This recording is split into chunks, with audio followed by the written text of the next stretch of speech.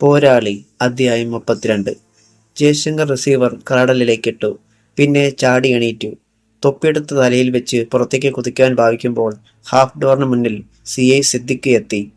എത്താണ് sir? Come on പറഞ്ഞിട്ട് ധൃതിയിൽ ജയശങ്കർ നടന്നു. കാര്യം അറിയാതെയാണെങ്കിലും സിദ്ദിഖ് ഒപ്പം ചെന്നു. ജിപ്സി JCB ഇടിച്ച വർക്ക്ഷോപ്പിലായിരുന്നതിനാൽ കാറിലായിരുന്നു യാത്ര. അതിനിടയിലാണ് ജയശങ്കർ സിദ്ദിഖിനോട് കാര്യം പറഞ്ഞത്. സിദ്ദിഖെ, എന്റെ പെങ്ങളെ അവന്മാർ തട്ടിക്കൊണ്ടുപോയി. അമ്പലന്ന് പോയി സിദ്ദിഖ്. കാർ നിലം തൊടാതെ പായുകയായിരുന്നു. കോളേജ് ജംഗ്ഷനിൽ എത്തിയപ്പോൾ SI സിദ്ദിഖും ഏതാനും കോൺസ്റ്റബിൾസും അവിടെ ഉണ്ടായിരുന്നു. ജയശങ്കറെ കണ്ട് അവർ അറ്റൻഷനായി. സാർ, ദിലീപ് പറഞ്ഞു. സുമയുടെ നമ്പർ നോട്ട് ചെയ്തിട്ടുണ്ട്. ആ വാർത്ത ജയശങ്കർക്ക് തെല്ല് ആശ്വാസം നൽകി. അയാൾ ഉടനെ കൺട്രോൾ റൂമിലേക്ക് വിളിച്ച് വേണ്ട നിർദ്ദേശങ്ങൾ നൽകി. തലസ്ഥാനത്തെ വീഥികളിലൂടെ പോലീസ് വാഹനങ്ങൾ അലറിക്കുതിച്ചു. ജയശങ്കർ ദൃക്സാക്ഷികളായ ചിലരോട് കാര്യങ്ങൾ ചോദിച്ചു മനസ്സിലാക്കിക്കൊണ്ടിരിക്കുമ്പോൾ മൊബൈൽ ഫോൺ ശബ്ദിച്ചു. അയാൾ അതെടുത്ത് കാതോട് ചേർത്തു. യെസ്. പെങ്ങളെ കാണാതെ നെട്ടോട്ടമോടുകയാവും അല്ലേടാ? ഒരു പരുക്കൻ ശബ്ദം. ജയശങ്കറുടെ അണപ്പല്ലുകൾ ഞെരിഞ്ഞമർന്നു. സ്കൗണ്ട്രൽ, ആരാടാ നീ? നീ തേടുന്ന ജീനിയസ് വിക്രം സിംഗ്. ബാസ്റ്റഡ്, എന്റെ പെങ്ങൾക്ക് എന്തെങ്കിലും സംഭവിച്ചാലുണ്ടല്ലോ, നീയൊരു പുല്ലും ചെയ്യില്ല. ചത്ത പട്ടിയെ പോലെ വലിച്ചു കുഴിച്ചു മൂടും, അത്ര തന്നെ. വിക്രം സിംഗ് ഉച്ചത്തിൽ ചിരിച്ചു. ജയശങ്കറുടെ കണ്ണുകളിൽ ചുവപ്പ് രാശി പടർന്നു. ആണുങ്ങളാണെങ്കിൽ നേർക്ക് നേരെ പൊരുതടാ. ഇതൊരുമാതിരി ചീപ്പ് പ്ലേ തന്നെയാ. അതെ, അതെനിക്കും അറിയാം. അറിഞ്ഞുകൊണ്ട് തന്നെയാണ് ഞാൻ ഈ പ്ലേക്ക് മുതിർന്നതും. നിന്റെ പോലീസ് നായ്ക്കൾ ഈ പട്ടണം കീഴ്മേൽ മറിച്ചാലും അവളുടെ ഒരു തലമുടി നാലിഴ പോലും കണ്ടെത്താനാവില്ല. എത്തിക്കേണ്ടിടത്ത് അവളെ എത്തിച്ചു കഴിഞ്ഞു ഞങ്ങൾ. എന്തായാലും ഒരു കാര്യം സമ്മതിക്കാതെ വയ്യ കേട്ടോ. നിന്റെ പെങ്ങൾ സുന്ദരിയാണ്. എന്റെ അനുയായികൾക്ക് അവൾ കുറെ ദിവസം ആനന്ദം പകരും. വിക്രം സിംഗ്, പരിസരം പോലും മറന്ന് വിളിക്കുകയായിരുന്നു ജയശങ്കർ. എന്റെ പെങ്ങളുടെ ശരീരത്തിൽ കൈവച്ചാൽ ഇനിയൊരു കോടതി വരാന്തയിൽ പോലും നിന്നെ എത്തിക്കില്ല ഞാൻ. മറുപടിയായി വന്നത് നിർമ്മലയുടെ ബ്ലേഡിന്റെ മൂർച്ചയുള്ള ഒരു നിലവിളിയാണ്. മോളെ. ജയശങ്കറുടെ മനസ്സ് പെട്ടെന്ന് പിടഞ്ഞു. ഏട്ടാ, ഇവർ. ബാക്കി പറയാൻ അവൾക്കായില്ല. പിന്നീട് കേട്ടത് വിക്രം സിംഗിന്റെ ശബ്ദമാണ്. കഴുകന്മാരെ പോലെ എന്റെ കുട്ടികൾ ആർത്തിയോടെ അവളുടെ ശരീരത്തിലേക്ക് നോക്കിയിരിക്കുകയാണ്. ഞാനൊന്ന് കൈഞ്ഞൊടിച്ചാൽ. വിക്രം സിംഗ്, നീ തീ കൊണ്ട് കളിക്കരുത്. ഈ അവസ്ഥയിലും നീ ധൈര്യം കൈവിടാതിരിക്കുന്നത് കാണുമ്പോൾ എനിക്ക് അത്ഭുതവും അഭിമാനവും തോന്നുന്നു. ഇങ്ങനെ വേണം പോലീസുകാർ സ്വന്തം സഹോദരിക്ക് മറ്റുള്ളവരുടെ മുമ്പിൽ ഉടുതുണി അഴിക്കേണ്ടി വന്നാലും ആദർശം ഉപേക്ഷിക്കരുത്. എടാ, ഫോൺ എറിഞ്ഞുടയ്ക്കാനുള്ള ആവേശമാണ് അപ്പോൾ ജയശങ്കർക്കുണ്ടായത്. പിന്നെ തീ കൊണ്ട് കളിക്കുന്നതാണ് എനിക്ക് ഏറെ ഇഷ്ടം, പണ്ടും ഇപ്പോഴും. എന്തിനാണ് നീ ഇത് ചെയ്തത്? എന്താ നിനക്ക് വേണ്ടത്? ചോദിക്കാതിരിക്കാനായില്ല ജയശങ്കർക്ക്. ഗുഡ്. ഇപ്പോഴെങ്കിലും അത് തിരക്കാൻ നിനക്ക് തോന്നിയല്ലോ. എങ്കിൽ പറയാം. ഈ രാത്രി ഞങ്ങൾക്ക് ചീഫ് മിനിസ്റ്റർ ദിവാകരനെ കൊല്ലണം. അതിന് നീയൊരു പ്രതിബന്ധമാവരുത്. എന്നെ അനുസരിച്ചില്ലെങ്കിൽ ഇനി നിന്റെ പെങ്ങളെ ജീവനോടെ കാണാം എന്ന് കരുതരുത്. ഒരിക്കലും നടക്കാത്ത കാര്യമാണല്ലോ വിക്രം സിംഗ് ഇത്. അപ്പോൾ പെങ്ങളെ ഉപേക്ഷിക്കാൻ തീരുമാനിച്ചോ? പെട്ടെന്നൊരു ഉത്തരം നൽകാനായില്ല ജയശങ്കർക്ക്. തന്റെ കുഞ്ഞു പെങ്ങൾ. വിക്രം സിംഗിന്റെ ശബ്ദം പിന്നെയും കാതുകളിൽ വന്ന് വീണു. ചിന്തിക്കണമെന്ന് തോന്നി തുടങ്ങിയിരിക്കുന്നു അല്ലേ? ശരി, നിനക്ക് ഞാൻ 2 മണിക്കൂർ സമയം തരാം. ഫോൺ കട്ടായി. ജയശങ്കർ അതിലെ നമ്പർ നോക്കി. പിന്നെ അതിനെക്കുറിച്ച് തിരക്കാൻ അപ്പോൾ തന്നെ ദിലീപിനോട് നിർദ്ദേശിച്ചു. ദിലീപ് പോയി. ജയശങ്കർ ചിന്താഭാരത്തോടെ സിദ്ദിഖിനെ നോക്കി. അയാളുടെ ഭാവം സിദ്ദിഖിനും വിഷമമുണ്ടാക്കി. ഏത് പ്രതികൂല ഘട്ടങ്ങൾ ഉണ്ടായാലും മുന്നോട്ട് വെച്ച കാൽ പിൻവലിക്കുന്ന ആളല്ല ജയശങ്കർ എന്ന് സിദ്ദിഖിനും അറിയാം. പക്ഷേ ഇവിടെ ആ മനസ്സ് ഇപ്പോൾ ഒരു കൊടുങ്കാറ്റിൽപ്പെട്ട് ആടിയുലയുകയാണെന്ന് അയാൾക്ക് തോന്നി. കമോൺ സിദ്ദിഖ്. സാർ. ജയശങ്കർ വീണ്ടും കാറിൽ കയറി. ഒപ്പം സിദ്ദിഖും. മുന്നോട്ട് പോകുമ്പോൾ ജയശങ്കർ ഓർത്തു, അമ്മ ഈ വിവരം അറിഞ്ഞാൽ എങ്ങനെയാവും റിയാക്ട് ചെയ്യുക? ആ പാവം തകർന്നു പോകും. അച്ഛന്റെ മരണശേഷം ജീവന്റെ ജീവനായാണ് തങ്ങളെ നോക്കിയിരുന്നത്. എല്ലാ സങ്കടവും ഉള്ളിലൊതുക്കി മുഖം പ്രസന്നമാക്കുവാൻ അമ്മ ശ്രമിച്ചിരുന്നു. താൻ പോലീസിൽ ചേരുന്നത് ഒട്ടും ഇഷ്ടപ്പെട്ടിരുന്നില്ല അമ്മ. സാർ.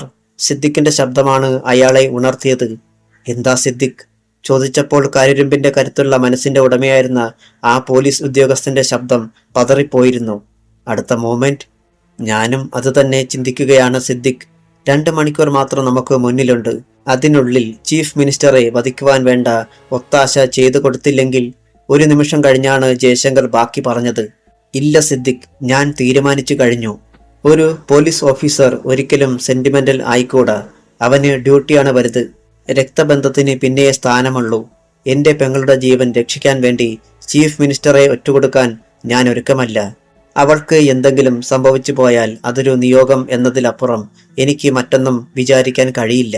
സിദ്ദിഖ് തന്റെ മേലുദ്യോഗസ്ഥനെ തുറച്ചു നോക്കി എന്തൊരു മനുഷ്യനാണ് ഇദ്ദേഹമെന്ന് ചിന്തിക്കുകയും ചെയ്തു. ജയശങ്കർ തുടർന്നു, എന്റെ പെങ്ങളുടെ ജീവനേക്കാൾ എന്തുകൊണ്ടും വിലപ്പെട്ടത് തന്നെയാണ് ചീഫ് മിനിസ്റ്ററുടെ ജീവൻ. വിധിക്ക് കീഴടങ്ങാൻ ഞാൻ ഉറച്ചു കഴിഞ്ഞു. മറുപടി പറയുവാൻ സിദ്ദിഖിന് വാക്കുകൾ കിട്ടിയില്ല എന്നതാണ് സത്യം. അപ്പോൾ ജയശങ്കർക്ക് മൊബൈൽ ഫോണിലൂടെ ഒരു സന്ദേശമെത്തി. SI ദിലീപ് ആയിരുന്നു ലൈനിൽ. സാർ, ആ ഫോൺ നമ്പറിനെ കുറിച്ച് തിരക്കി. ചാലയിലുള്ള ഒരു കച്ചവടക്കാരന്റെ ഫോണാണത്. എങ്കിൽ താൻ അങ്ങോട്ട് പോരെ, ഞാൻ എത്തിക്കഴിഞ്ഞു. പുത്തൻ ഉണർവ് കിട്ടിയതുപോലെ ജയശങ്കർ ആക്സിലേറ്റർ ഞെരിച്ചു. ചാല കമ്പോളത്തിൽ സാമാന്യം തിരക്കുണ്ടായിരുന്നു. ജയശങ്കറുടെ കാറും ദിലീപും പോലീസുകാരും വന്ന ജീപ്പും ഏതാണ്ട് ഒരേ നേരത്താണ് അവിടെ ബ്രേക്കിട്ടത്. ഏവരും ചാടി ഇറങ്ങി. എന്താണ് അവന്റെ പേര്? ജയശങ്കർ ദിലീപിനെ നോക്കി. വില്യംസ്. കമോൺ. കൊടുങ്കാറ്റ് പോലെ ജയശങ്കർ മുന്നോട്ട് കുതിച്ചു. ആൾക്കാർ അമ്പരന്നു നോക്കി. ഒരു ചുമട്ട് തൊഴിലാളി വില്യംസിന്റെ കട ചൂണ്ടിക്കാണിച്ചു. സാമാന്യം വലിയ മലക്കറിക്കട. 2 പയ്യന്മാർ സാധനങ്ങൾ തൂക്കിക്കൊടുക്കുവാൻ നിൽപ്പുണ്ടായിരുന്നു. പണം വാങ്ങുവാൻ 50ഓടടുത്ത് പ്രായമുള്ള മറ്റൊരാൾ. തലയുടെ പകുതി ഭാഗത്തിലധികം കഷണ്ടി കയറിയ ഒരുവൻ.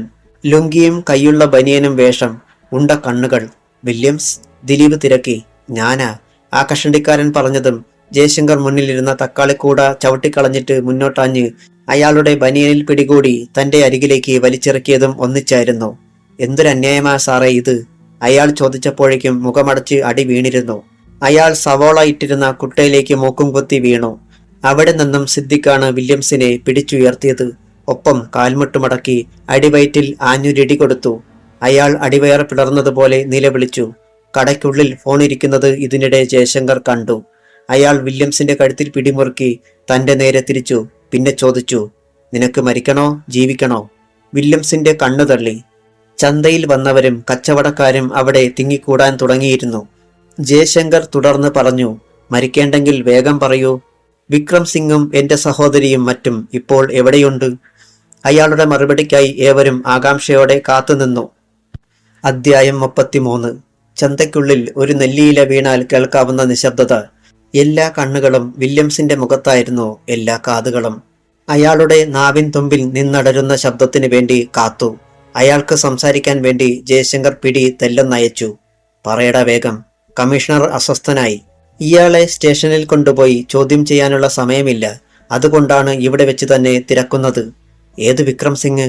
എനിക്കൊന്നും മനസ്സിലാകുന്നില്ല സാർ. ഒരു വിധത്തിൽ അയാൾ പറഞ്ഞൊപ്പിച്ചു. നെഞ്ചിൻകൂട് തകരുന്ന ഒരിടിയായിരുന്നു അതിന്റെ മറുപടി. ഏതാനും നിമിഷത്തേക്ക് വില്യംസിന് ശ്വാസം നിലച്ചുപോയി. വിക്രം സിംഗിനെ നിനക്കറിയില്ല അല്ലേ? അല്പം മുമ്പ് ഈ ഫോണിലൂടെ എന്നോട് സംസാരിച്ചത് പിന്നെ നീയാണോ? ഞാനല്ല സാർ. പെട്ടെന്ന് പിന്നിൽ ഒരു ശബ്ദം കേട്ടു. ഇതെന്നാ വെള്ളരിക്ക പട്ടണമോ? യാതൊരു കാരണവും കൂടാതെ ആൾക്കാരെ പിടിച്ചിടിക്കാൻ. ജയശങ്കർ തോളിന് മുകളിലൂടെ തലതിരിച്ചു നോക്കി. അലക്കി തേച്ച ഖദർ ഷർട്ടും മുണ്ടും ധരിച്ച ഒരാൾ. ഏറിയാൽ 40 വയസ്സ് വരും. കക്ഷത്തിൽ ഒരു ഡയറിയുമുണ്ട്. താനാരാ? ഞാനോ? അവിടെ കൂടിയവരെയെല്ലാം നോക്കി വെളുക്കെ ഒന്ന് ചിരിച്ചിട്ട് പറഞ്ഞു, പഴയ കമ്മീഷണർക്ക് ഞാൻ ആരെന്നറിയാമായിരുന്നു. ഈ വിക്രമൻ ഒരു കാര്യം പറഞ്ഞാൽ അദ്ദേഹം അപ്പാടെ അനുസരിക്കുമായിരുന്നു. പക്ഷേ എനിക്കറിയില്ലല്ലോ. സാറ് ആരാണെന്ന് പറഞ്ഞില്ലല്ലോ. ഞാൻ. ഷർട്ടിന്റെ കോളർ ഒന്ന് നേരെ പിടിച്ചു വെച്ചിട്ട് അയാൾ തുടർന്നു. ഈ ചന്തയിലെ അധ്വാനിക്കുന്ന പാവങ്ങളുടെ നേതാവ്, വഴികാട്ടി, അവകാശങ്ങൾക്ക് വേണ്ടി നിരന്തരം പൊരുതുന്നവൻ. അത് ശരി. പെട്ടെന്ന് ജയശങ്കർ തിരിഞ്ഞ് അയാൾക്ക് അഭിമുഖമായി നിന്നു. ഞാനിപ്പോൾ എന്തു വേണമെന്ന് സാറ് പറഞ്ഞാട്ടെ? അതോ, ഈ പാവത്തിന് നിങ്ങൾ തല്ലിച്ചതച്ചില്ലേ? അതും യാതൊരു കാരണവുമില്ലാതെ. ഇതൊക്കെ കണ്ടുകൊണ്ട് ഞങ്ങൾ കയ്യും കെട്ടി നിൽക്കുമെന്ന് നിങ്ങൾ കരുതരുത് മിസ്റ്റർ കമ്മീഷണർ. ഈ പോക്കൃത്തരങ്ങളൊക്കെ കാണിക്കുവാൻ ആരാ തനിക്ക് അനുവാദം തന്നത്? തന്റെ തന്ത. ഇനി ക്ഷമിക്കാനുള്ള ശക്തിയില്ലായിരുന്നു ജയശങ്കർക്ക്. ഒറ്റ അടിവെച്ചു കൊടുത്തു. 3 തവണ വട്ടം കറങ്ങിയാണ് അയാൾ ഒരു ഭാഗത്ത് തൂത്തുകൂട്ടിയിരുന്ന അളിഞ്ഞ പച്ചക്കറികൾക്ക് മുകളിലേക്ക് വീണത്. ദിലീപേ! ജയശങ്കറുടെ വിളിയുടെ അർത്ഥം മനസ്സിലാക്കിയ അയാൾ പെട്ടെന്ന് വിക്രമനെ പിടിച്ചുയർത്തി പോലീസുകാർക്കിടയിലേക്ക് ഇട്ടുകൊടുത്തു. അയ്യോ, എന്റെ ഡയറി! അയാൾ നിലവിളിച്ചു. ഡയറി തറയിൽ കിടക്കുകയായിരുന്നു. സിദ്ദിഖ് അതെടുത്ത് അകലേക്ക് വലിച്ചൊരേറ് കൊടുത്തു. കറുത്ത വെള്ളം ഒഴുകുന്ന വൃത്തികെട്ട ഓടയിലാണ് അത് ചെന്ന് വീണത്. ദൈവമേ, എന്റെ സർവ്വതം പോയേ! മിണ്ടരുത് നീ. ആ നാവ് ഞങ്ങൾ അറുത്തെടുക്കും. ദിലീപ് അയാളുടെ മുഖത്തേക്ക് കൈചൂണ്ടി. അതോടെ വിക്രമന്റെ കരച്ചിൽ നിന്നു. ജയശങ്കർ പിന്നെയും വില്യംസിനെ പിടികൂടിയിരുന്നു. പറയടാ സത്യം. പറയാം സാറേ. കോഡ്ലെസ് ഫോൺ കൂടി ചേർന്നുള്ളതാ ഇത്. കുറെ മുൻപ് ഒരാൾ ഇവിടെ വന്ന് എന്നോട് അത് വാങ്ങിക്കൊണ്ടുപോയി. അയാളായിരിക്കണം സാറിനെ വിളിച്ചത്.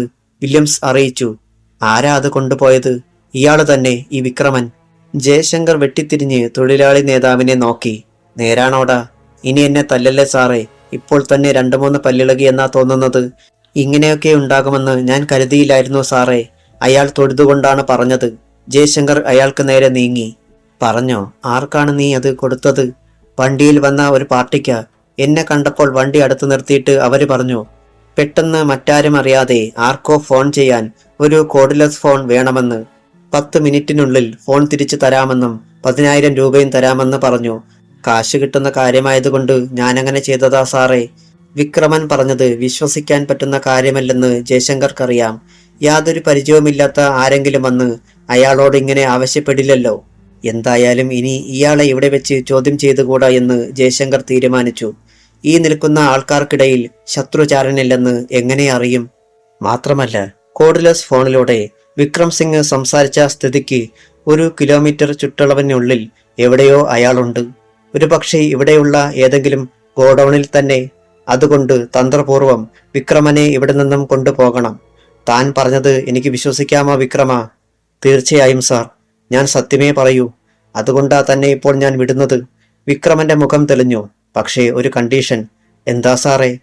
താനൊക്കെ നേതാക്കന്മാരല്ലേ. നാളെ തന്നെ ഞാൻ തല്ലിയെന്ന് പറഞ്ഞ് തൊപ്പി തെറിപ്പിച്ചാലോ? ചിലപ്പോഴങ്ങനെയും സംഭവിക്കാം, വിക്രമൻ ഗമയിൽ പറഞ്ഞു. അതുകൊണ്ട് തനിക്ക് പരാതിയില്ലെന്ന് സ്റ്റേഷനിൽ വന്നെന്ന് എഴുതി ഒപ്പിട്ട് തന്നാൽ തന്നെ വിട്ടേക്കാം ഞാൻ. ആ, ഇത്തവണത്തേക്ക് മാത്രം ഞാൻ അങ്ങനെയൊന്ന് ചെയ്യാം. അത് മതി. വിക്രമൻ ഗമയിൽ ചെന്ന് ജീപ്പിൽ കയറി. ചന്തയിൽ നിന്നവർക്ക് നേരെ കൈ ഉയർത്തി വീശി. ഞാൻ ഇപ്പോഴിങ്ങ് വരാം. ജയശങ്കർ വില്യംസിനെ നോക്കി. താനും കൂടെ വാ. അയാളെയും ജീപ്പിൽ കയറ്റി. പോലീസുകാരും കയറി. തന്റെ കാറിൽ കയറുമ്പോൾ ജയശങ്കർ ഓർത്തു, ഇനി 1.5 മണിക്കൂർ ബാക്കി. വിക്രം സിംഗ് തീരുമാനം അറിയിക്കാൻ വേണ്ടി വിളിക്കും. അതിനു മുമ്പ് നിർമ്മലയെ കണ്ടെത്തിയില്ലെങ്കിൽ. Commissioner office. ആദ്യം ജീപ്പിൽ നിന്നിറങ്ങിയത് ജയശങ്കർ തന്നെയാണ്. അയാൾക്ക് പിന്നാലെ ഇറങ്ങിയ വിക്രമൻ നെഞ്ചും വിരിച്ച് അകത്തേക്ക് ജയശങ്കറുടെ പിന്നാലെ പോയി. പാറാവുകാരനെ നോക്കി ഗമയിലൊന്ന് ചിരിക്കാനും അയാൾ മറന്നില്ല. എന്നാൽ വില്യംസിന് ഒരു പരിങ്ങൽ ഉണ്ടായിരുന്നു. അകത്തെത്തി. തന്റെ തൊപ്പിയൂരി മേശപ്പുറത്ത് വെച്ചിട്ട് ജയശങ്കർ തിരിഞ്ഞു. എവിടെയാ സാറേ ഞാൻ ഒപ്പിടേണ്ടത്? വിക്രമൻ ചുറ്റും നോക്കി. ജയശങ്കർ ഒരു നിമിഷം അയാളുടെ മുഖത്തേക്ക് തന്നെ നോക്കി നിന്നു. അപ്പോഴേക്കും CA സിദ്ദിഖും SI ദിലീപും വാതിൽക്കൽ എത്തിയിരുന്നു. വിക്രമൻ ഒരിക്കൽ കൂടി ചോദ്യം ആവർത്തിച്ചു. സ്ഥലം ഞാൻ കാട്ടിത്തരാമടാ എന്ന് പറഞ്ഞ് ഒറ്റയടിയായിരുന്നു ജയശങ്കർ. നിലവിളിയോടെ വിക്രമൻ മേശയിലേക്ക് തലകുത്തി. ജയശങ്കർ ഇടതുകൈ അയാളുടെ കഴുത്തിൽ അമർത്തിയിട്ട് വലത് കൈകൊണ്ട് അയാളുടെ കൈ പിടിച്ച് തിരിച്ചു. അസഹ്യമായ വേദനയാൽ വിക്രമൻ വായി തുറന്നുപോയി. കണ്ണുകൾ തുറച്ചു. തന്റെ കഴുത്തിന്റെ ഭാഗം ഇപ്പോൾ ഒടിഞ്ഞു തകരുമെന്ന് അയാൾക്ക് തോന്നി. ഈ കാഴ്ച കണ്ട് വില്യംസിന്റെ മുട്ടുകൾ കൂട്ടിയിടിക്കാൻ തുടങ്ങി. നീ പറഞ്ഞതൊക്കെ അപ്പാടെ ഞാൻ വിശ്വസിച്ചു എന്ന് കരുതി അല്ലേടാ. നിനക്ക് ജീവിച്ചിരിക്കണമെങ്കിൽ പറഞ്ഞോ, വിക്രം സിംഗ് ഇപ്പോൾ എവിടെയുണ്ട്? എന്നെ കൊല്ലല്ലേ സാറേ, ഒരു വിധത്തിൽ അയാൾ പറഞ്ഞു. ഞാൻ എല്ലാം പറയാം. കഴുത്തിൽ മുറുകെ പിടിച്ചിരിക്കുന്നത് കാരണം ശബ്ദം അവ്യക്തമായിരുന്നു. ജയശങ്കർ കഴുത്തിലെ പിടി തെല്ലെന്നയച്ചു. കയ്യിൽ നിന്നും വിട്ടതുകൂടിയില്ല. പറയടാ വേഗം. വിക്രം സിംഗ്. അയാളുടെ നാവിൽ നിന്നും അക്ഷരങ്ങൾ അടർന്നു. അപ്പോൾ ചാലയിലെ ഒരു ചാരായ ഗോഡൌണിനുള്ളിൽ വിക്രം സിംഗും ഏതാനും അനുചരന്മാരും ഉണ്ടായിരുന്നു. അവർക്ക് മുന്നിൽ ഒരു കസേരയിൽ പിന്നോട്ട് ബന്ധിക്കപ്പെട്ട നിലയിൽ നിർമ്മലയും. ആര്യനാട്, കാട്ടാക്കട ഭാഗങ്ങളിൽ നിന്നും വൻതോതിൽ എത്തുന്ന വ്യാജമദ്യം ഈ ഗോഡൌണിലാണ് കൈമാറ്റം നടത്തുന്നത്. മറ്റു കടകൾക്കിടയിൽ ഇത്തരമൊരു ഗോഡൌൺ ഉണ്ടെന്ന് പോലീസിന് അജ്ഞാതമാണ്. പുറത്ത് ജയശങ്കർ എത്തിയതും വില്യംസിനെയും വിക്രമനെയും കൊണ്ടുപോയതുമൊക്കെ സിംഗ് അറിയുന്നുണ്ടായിരുന്നു. തനിക്ക് പരാതിയൊന്നുമില്ലെന്ന് എഴുതി വാങ്ങാനാണ് വിക്രമനെ കൊണ്ടുപോയതെന്നറിഞ്ഞപ്പോൾ വിക്രം സിംഗിന് അത് വിശ്വസിക്കാനായില്ല. പഠിച്ച പോലീസ് നായാണ് ജയശങ്കർ, ഡെയർ ഡെവിൾ. അവനെ വിശ്വസിക്കാനാവില്ല. മറ്റെന്തെങ്കിലും അവൻ മനസ്സിൽ കണ്ടിരിക്കും. വേണ്ടതുപോലെ മേലുനൊന്ത് കഴിഞ്ഞാൽ വിക്രമൻ തത്ത പറയും പോലെ എല്ലാം പറഞ്ഞെന്നിരിക്കും. അതുകൊണ്ട് ഏതു നിമിഷവും ജയശങ്കർ ഇവിടെ എത്തിച്ചേരും. അപ്പോൾ ഈ രൂപത്തിൽ ഇവൾ ഇവിടെ ഉണ്ടായിരിക്കരുത്. വിശന്നലഞ്ഞ ഒരു ചെന്നായയുടെ ഭാവത്തിൽ വിക്രം സിംഗ് നിർമ്മലയുടെ നേരെ തിരിഞ്ഞു. അധ്യായം 34. വിക്രം സിംഗിന്റെ ആ ഭാവം അനുചരന്മാരെ പോലും പേടിപ്പിക്കുന്നതായിരുന്നു. അയാൾ പല്ലിഞ്ഞിരിക്കുന്നത് കേട്ടപ്പോൾ ഒരു കടുവ ഇരയുടെ അസ്ഥികൾ കടിച്ചു പൊട്ടിക്കുന്നത് പോലെയാണ് അവർക്ക് തോന്നിയത്. നിലയ്ക്കാത്ത കണ്ണീരിനിടയിലും നിർമ്മലയും അയാളുടെ ആ ഭാവം തിരിച്ചറിഞ്ഞു കഴിഞ്ഞിരുന്നു. നിന്റെ ചേട്ടൻ നിനക്കിട്ടിരിക്കുന്ന വില വെറും പുല്ലാണടി. അല്ലെങ്കിൽ ആ നായിന്റെ മോൻ ഇങ്ങനെ ഒരു ഫൗൾ പ്ലേക്ക് മുതിരുമായിരുന്നോ? നിർമ്മല അയാളിൽ നിന്നും ദൃഷ്ടികൾ പിൻവലിച്ച് തറയിലേക്ക് നോക്കിയിരുന്നു. താൻ ഏറ്റവും ഭയപ്പെട്ടിരുന്ന ആ നിമിഷങ്ങളാണ് വന്ന് ചേരുന്നതെന്ന് അവൾക്കുറപ്പായി. ഇത്രയും നാൾ കാത്തുവെച്ചിരുന്നതെല്ലാം ഒരു കശ്മലന് മുന്നിൽ അടിയറ വെക്കേണ്ടി വരുമല്ലോ ഈശ്വര. കണ്ണുകൾ ഇറുക്കിയടച്ച് നെഞ്ചുരുകി അവൾ പ്രാർത്ഥിച്ചു.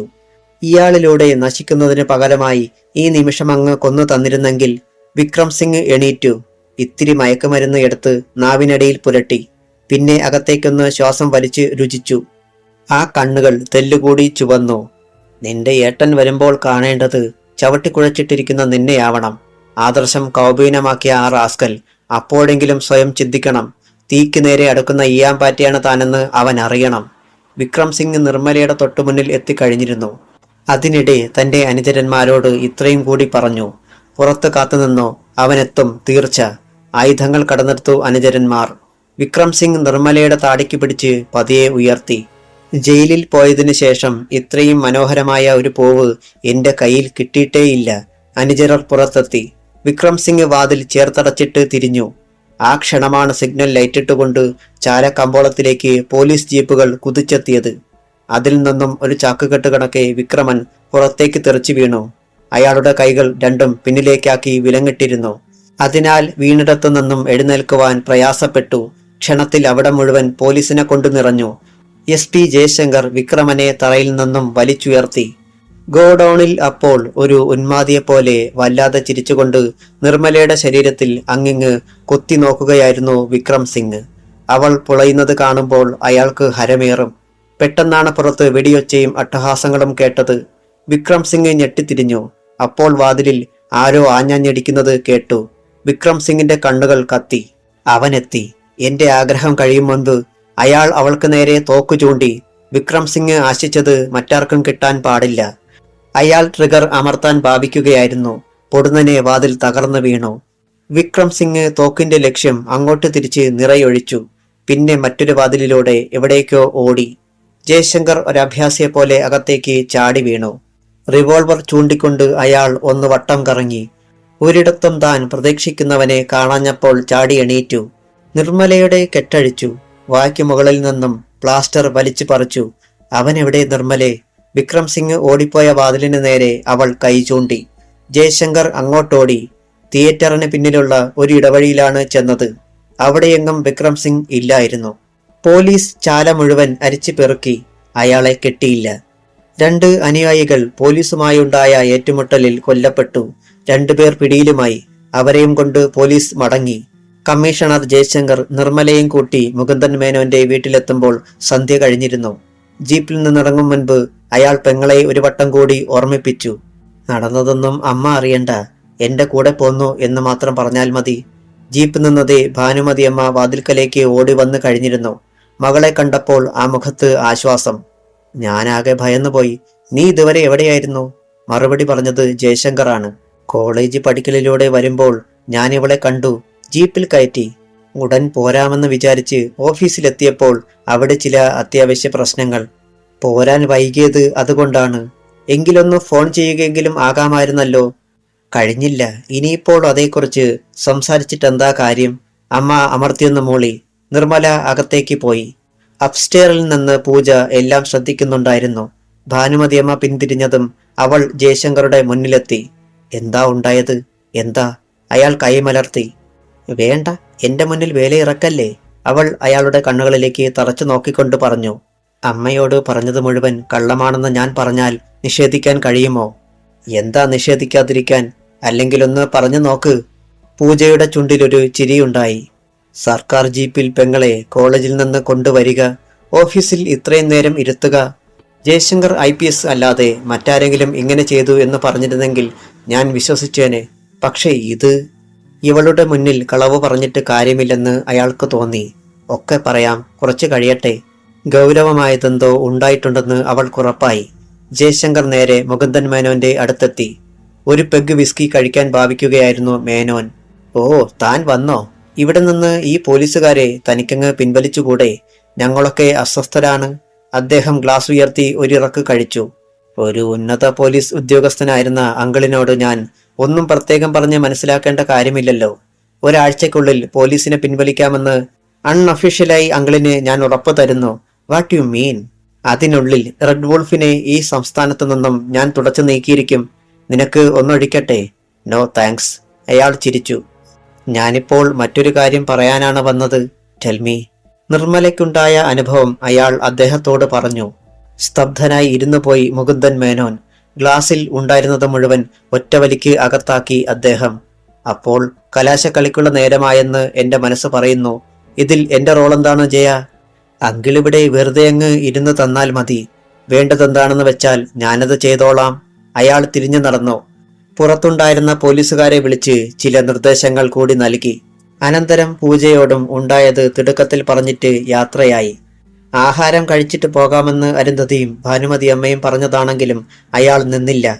ആ യാത്ര അവസാനിച്ചത് സിഎമ്മിന്റെ വീട്ടിലാണ്. ഇരുവരും കൂടി വളരെ രഹസ്യമായി എന്തൊക്കെയോ സംസാരിച്ചു. അവസാനം സിഎം ദിവാകരൻ പറഞ്ഞു, എന്തെങ്കിലും വ്യക്തമായ ഒരു തെളിവുമില്ലാതെ എനിക്ക് പ്രവർത്തിക്കാൻ കഴിയില്ല. തെളിവ് ഞാൻ കൊണ്ടുതരാം സാർ. അത് കഴിഞ്ഞ് അങ്ങ് പ്രവർത്തിച്ചാൽ മതി. Okay. Good night sir. Good night.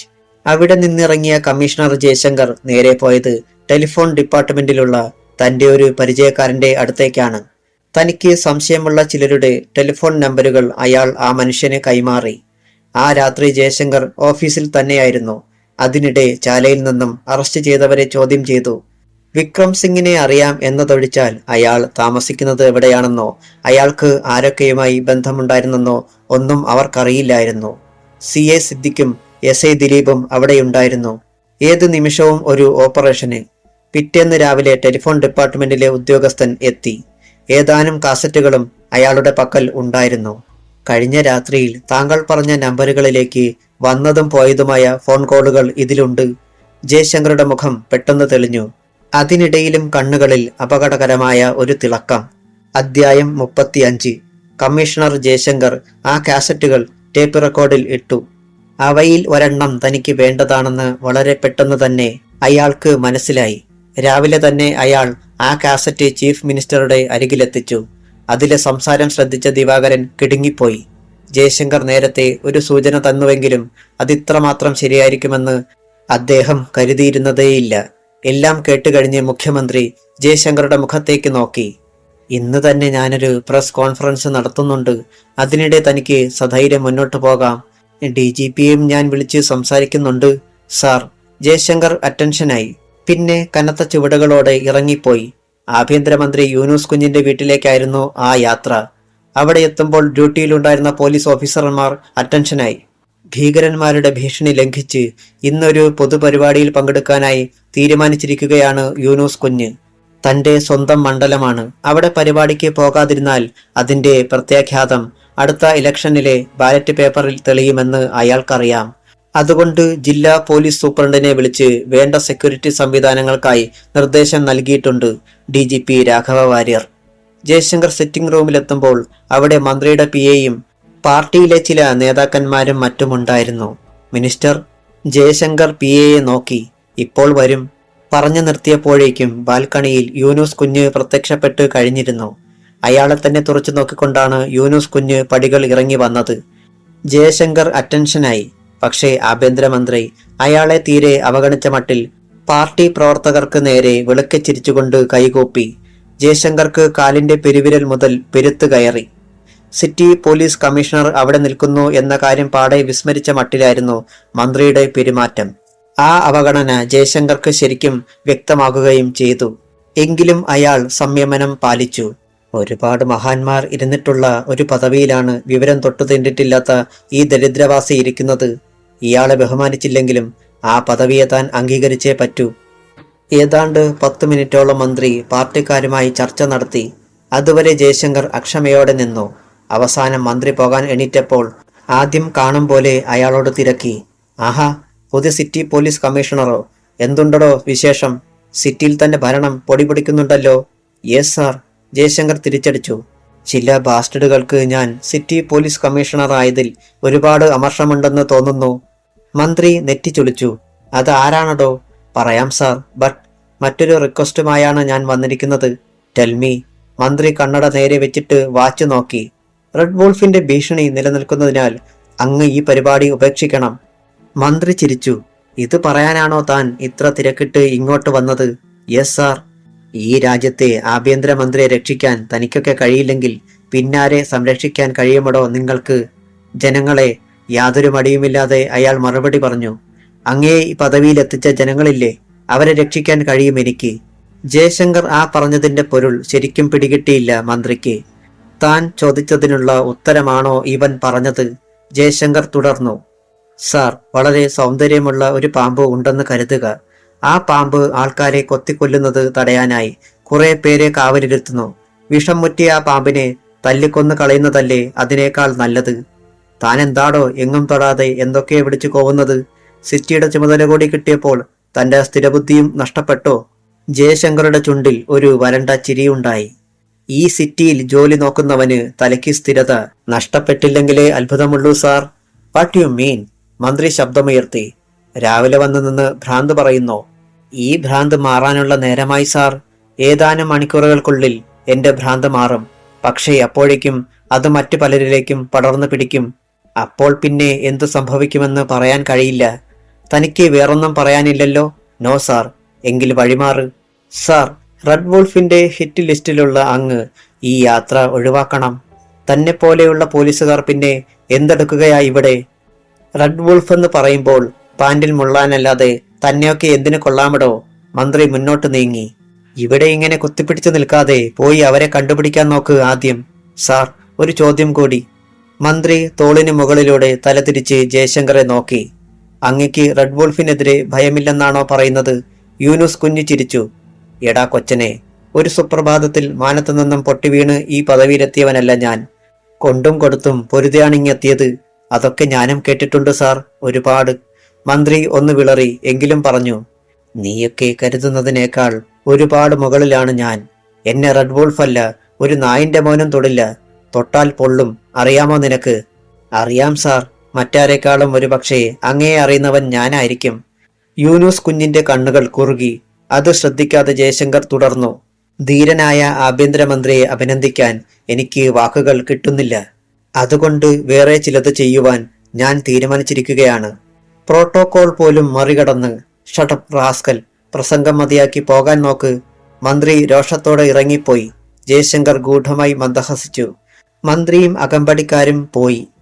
Jaishankar അവിടെ ഡ്യൂട്ടിയിൽ ഉണ്ടായിരുന്ന പോലീസ് ഉദ്യോഗസ്ഥന്മാരെ വിളിച്ച് ചില നിർദ്ദേശങ്ങൾ നൽകി. അന്ന് രാത്രി 10 മണിക്ക് അടിയന്തരമായി ഒരു പത്രസമ്മേളനം നടത്താൻ തീരുമാനിച്ചിരിക്കുകയാണ് ചീഫ് മിനിസ്റ്റർ. അതുകൊണ്ട് തന്നെ പത്രങ്ങളുടെ മുൻപേജിൽ 4 കോളം വാർത്തയ്ക്കുള്ള സ്ഥലം നീക്കിയിടുവാൻ എല്ലാ പത്രക്കാരും തീരുമാനിച്ചു കഴിഞ്ഞു. കാരണം മന്ത്രി പറയുവാൻ പോകുന്നത് അത്രമാത്രം വിലപ്പെട്ട വിവരങ്ങളായിരിക്കും എന്ന് അവർക്ക് മനസ്സിലായിരുന്നു. പകൽ മുഖ്യമന്ത്രി DGP രാഘവ വാര്യരെ വിളിച്ച് ചില കാര്യങ്ങൾ സംസാരിക്കുകയും ചെയ്തിരുന്നു. 4 മണിയോടെ ആഭ്യന്തരമന്ത്രി തലസ്ഥാനത്ത് മടങ്ങിയെത്തി.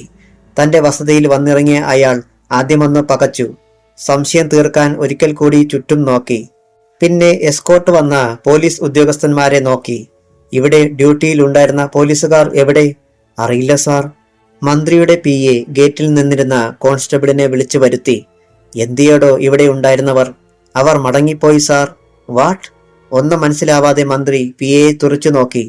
കോൺസ്റ്റബിൾ വീണ്ടും അറിയിച്ചു. അങ്ങേക്ക് ഇനി ഇവിടെ പോലീസ് പ്രൊട്ടക്ഷൻ വേണ്ടെന്ന് കമ്മീഷണർ സാർ ഓർഡർ ഇട്ടു. കോപത്താൽ മന്ത്രിയുടെ മുഖം ചുവന്നു തൊടുത്തു. PAയോട് കൽപ്പിച്ചു. വിളിക്കടോ DGPയെ. PA DGPയുടെ നമ്പർ കുത്തിയിട്ട് മൊബൈൽ ഫോൺ കാതോട് ചേർത്തു. ഏതാനും സെക്കൻഡുകൾ സംസാരിച്ചിട്ട് മന്ത്രിയെ അറിയിച്ചു. അദ്ദേഹവും അഡീഷണൽ DGPയും സ്ഥലത്തില്ല. മന്ത്രിയുടെ കോപം ദ്വിഗുണീഭവിച്ചു. എങ്കിൽ ആ പട്ടിയെ തന്നെ വിളിക്ക് ജയശങ്കറെ. PA അനുസരിച്ചു. ജയശങ്കർ ലൈനിലെത്തിയപ്പോൾ മന്ത്രിക്ക് ഫോൺ കൈമാറി. പട്ടി കഴിവേറുടെ മോനെ. ഒറ്റ അലർച്ചയായിരുന്നു യൂനുസ് കുഞ്ഞ്. അപ്പുറത്ത് അനക്കമില്ല. നിന്റെ കാത് കേൾക്കത്തില്ലേടാ? നിന്റെ നാവിൽ പഴമാണോ? No sir. അങ്ങ് ആരെയാണ് വിളിച്ചതെന്നറിയാതെ ജയശങ്കറുടെ പരിഹാസം നിറഞ്ഞ ശബ്ദം. നിന്നെ തന്നെ. അല്ലാതെ നിന്റെ അപ്പൻ ജീവിച്ചിരിപ്പില്ലല്ലോ ഇങ്ങനെ വിളിക്കാൻ. അപ്പന്റെ സ്ഥാനത്ത് പറയാൻ എനിക്കൊരു പേരുണ്ട്. പക്ഷേ സാറിനോ? ചാട്ടവാറടിയേറ്റതുപോലെ പുളഞ്ഞുപോയി യൂനുസ് കുഞ്ഞ്. എങ്കിലും അലറി. ഇന്നുകൊണ്ട് അവസാനിക്കുമടാ നിന്റെ ഈ അഹങ്കാരം. ഇത്തരം ധിക്കാരികൾ ഇനി ഈ ഡിപ്പാർട്ട്മെന്റിൽ വേണ്ട. You are suspended. Thank you sir. അങ്ങയെപ്പോലെ ഒരു ആണും പെണ്ണും കെട്ടവന്റെ കീഴിൽ ജോലി നോക്കുന്നതിനേക്കാൾ നല്ലത് അത് തന്നെയാണ്. പിന്നെ ഒന്നറിഞ്ഞാൽ നല്ലത്, എന്ത് ഘോരാപരാധമാണാവോ അങ്ങ് എന്റെ പേരിൽ ആരോപിച്ചിരിക്കുന്നത്? എന്റെ ഇവിടുത്തെ സെക്യൂരിറ്റി പിൻവലിക്കാൻ നിനക്ക് ആര് അധികാരം തന്നു? സിറ്റി പോലീസ് കമ്മീഷണറായ എനിക്ക് സിറ്റി ശാന്തമാണെന്ന് തോന്നി, അതുകൊണ്ട് അങ്ങനെ ചെയ്തു. മാത്രവുമല്ല, അങ്ങയെപ്പോലെ ധീരനായ ഒരാൾക്ക് റെഡ് വോൾഫിനെ പോലെയുള്ള പീറ ഭീകരവാദികളുടെ ഭീഷണിയൊന്നും പ്രശ്നവുമല്ലല്ലോ. നാളത്തെ പത്രങ്ങളിലെ സൂപ്പർ സ്റ്റാർ അങ്ങായിരിക്കും. ധീരനായ ആഭ്യന്തരമന്ത്രിയെന്ന്, അചഞ്ചലനായ കർമ്മധീരനെന്ന്. ഇത്രയൊക്കെ വിശേഷണങ്ങൾ ഇക്കാലത്ത് ആർക്ക് കിട്ടും സാർ? അങ്ങയുടെ ഇമേജ് ഒന്നുകൂടി വർദ്ധിക്കും. അതിനും കൂടിയാണ് ഞാൻ ഇങ്ങനെ ചെയ്തത്. പറയൂ സാർ, ഞാൻ ഈ നിമിഷം മുതൽ സസ്പെൻഷനിലാണോ? ബാസ്റ്റഡ് എന്നലറിക്കൊണ്ട് യൂനുസ് കുഞ്ഞ് ഫോൺ വലിച്ചെറിഞ്ഞു. എനിക്കറിയാം ആരാണ് അവനെ ഇത്ര വളർത്തിയതെന്ന്. വീട്ടിലേക്ക് കയറാതെ മന്ത്രി നേരെ കാറിലേക്ക് തന്നെ കയറി. വിടടാ ക്ലീൻ ഹൗസിലേക്ക്. കാർ നീങ്ങി. പോലീസുകാരും പെട്ടെന്ന് ജീപ്പിൽ ചാടി കയറി. കാറിന് പിന്നാലെ ജീപ്പും പോയി. Clean house. കാറിൽ ആഭ്യന്തരമന്ത്രിയാണെന്നറിഞ്ഞതോടെ പാറാവുകാരൻ ഗേറ്റ് മലർക്കെ തുറന്നിട്ടു. കാറും അതിന് പിന്നാലെ ജീപ്പും അകത്തു കയറി. PI ഇറങ്ങി. ഡോർ തുറക്കും മുൻപ് തന്നെ മന്ത്രി ഇറങ്ങിക്കഴിഞ്ഞിരുന്നു. കോളിംഗ് ബെല്ലടിക്കാനുള്ള ക്ഷമ പോലുമില്ലാതെ വാതിൽ തള്ളി തുറന്ന് അകത്തേക്ക് കയറി. മുണ്ട് മടക്കി കുത്തിക്കൊണ്ടാണ് ചീഫ് മിനിസ്റ്ററുടെ പ്രൈവറ്റ് റൂമിന്റെ വാതിലിൽ മുട്ടിയത്. യെസ്. അകത്തുനിന്നും ശാന്തസ്വരം. മന്ത്രി രോഷത്തോടെ അങ്ങോട്ട് കടന്നു. തന്റെ എക്സിക്യൂട്ടീവ് ചെയറിൽ ഏതോ ഫയൽ നോക്കിക്കൊണ്ടിരിക്കുകയായിരുന്നു മുഖ്യമന്ത്രി ദിവാകരൻ. താൻ എന്ത് പോക്രിത്തരമാണോ ഈ കാണിക്കുന്നത്? യൂനുസ് കുഞ്ഞിന്റെ ഗർജനം കേട്ടാണ് അദ്ദേഹം തലയുയർത്തിയത്. ബാക്കി ഭാഗം നാളെ.